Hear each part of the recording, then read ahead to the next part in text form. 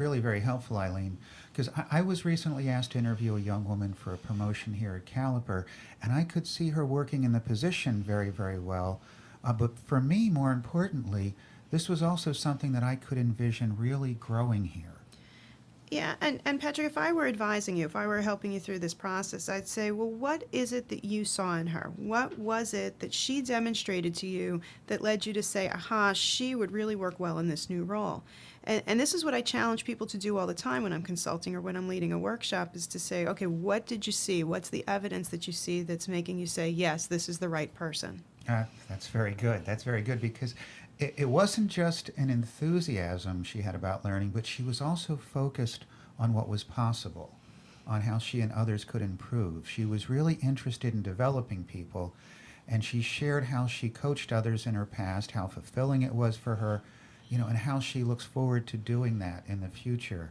And it was something that came from inside her. It was just very real, very important, and very natural.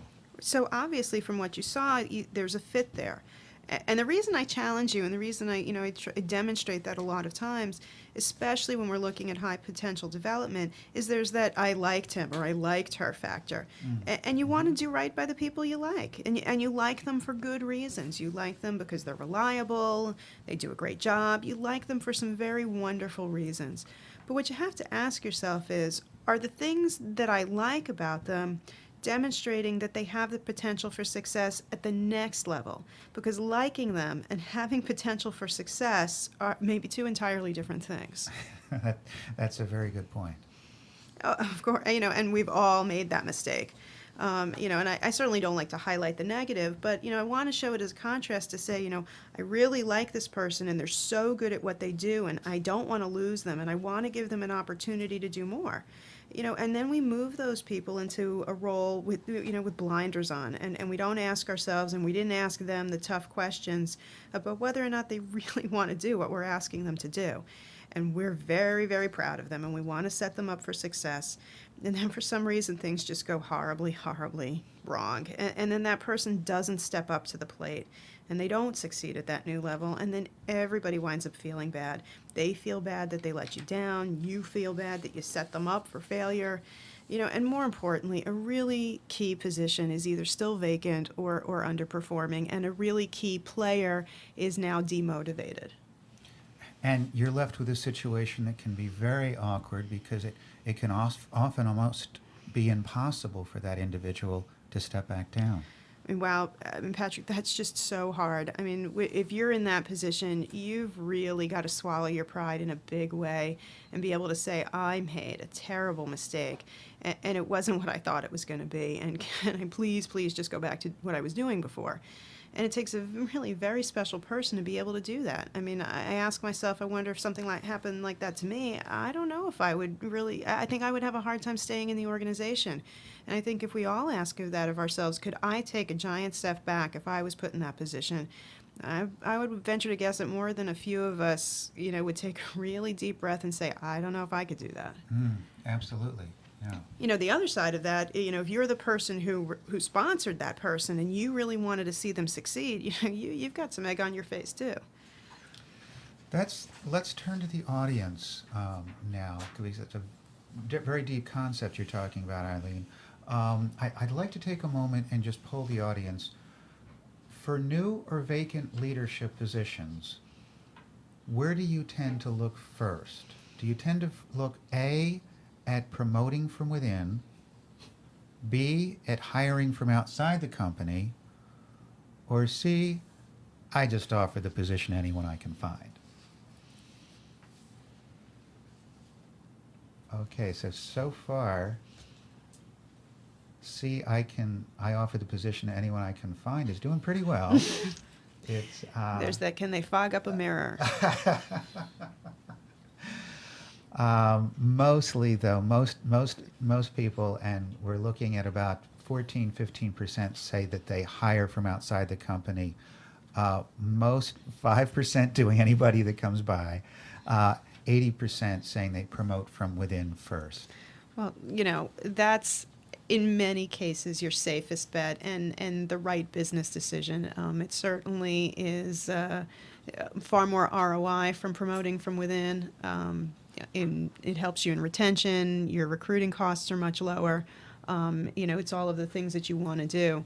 And it's really good to see that the companies that we're working with here and who are joining us on the call are really looking at their own bench first before they look to the outside. I mean, certainly sometimes you do have to go outside. You don't have that strength, but where you can and you can find it inside, that's the best place to go. Absolutely, absolutely.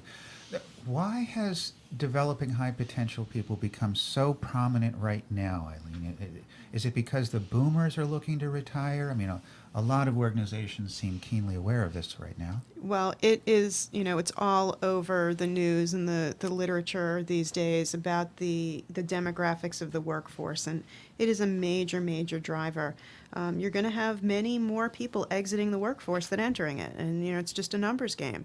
And when most companies look at their senior level or even in their managerial levels and ask, in the next 5 years, where are these people going to be?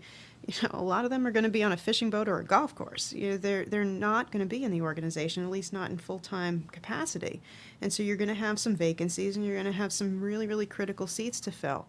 On the other hand, there's just not as many people coming into the workforce that are leaving it. And in some industries, that's even more the case. There are some industries that are just not attracting young talent these days. And so, the war for talent for them is really, really intense. I see, and I know many companies are implementing programs right now that seek to develop their top talent. We're thrilled to have one of those companies here to speak with us today. I'd like to introduce Paul Orleman, the Director of Top Talent Management for SAP. SAP is the world's largest business software company, and SAP has leveraged extensive experience to deliver a comprehensive range of solutions to empower every aspect of business operations.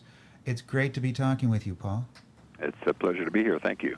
You have such interesting and vast experience in terms of working internationally, I know particularly in Europe. But as the Director of Top Talent Management, what does the phrase high potential mean to you? Individuals who have the capacity to become the future leaders of the company.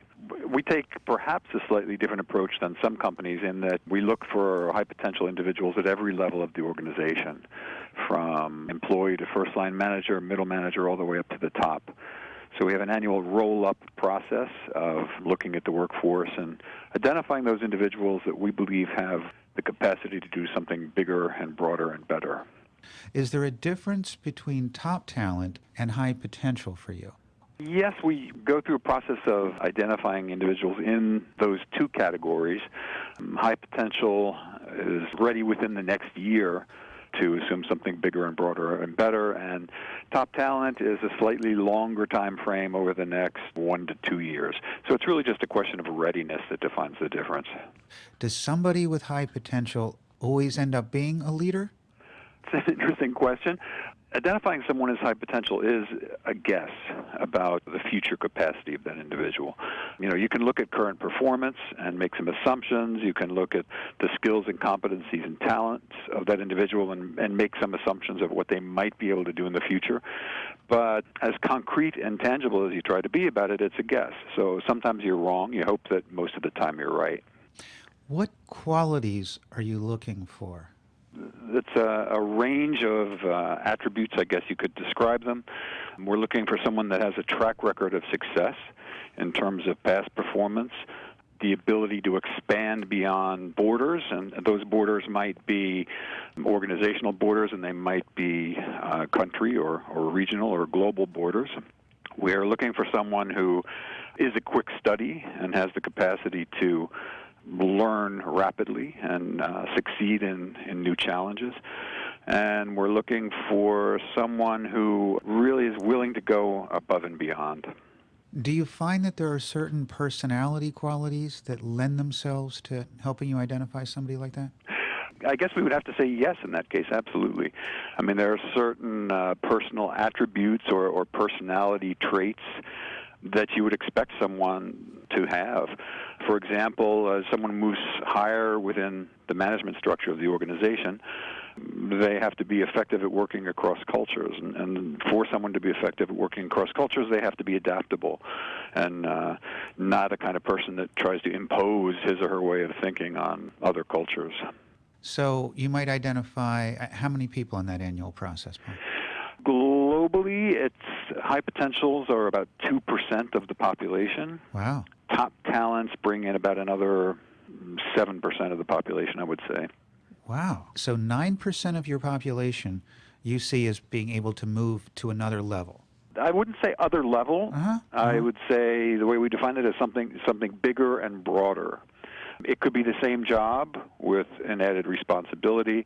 It could be the same job with an additional project assigned, and or it could be a promotion. And how do you quantify the results you've seen from that?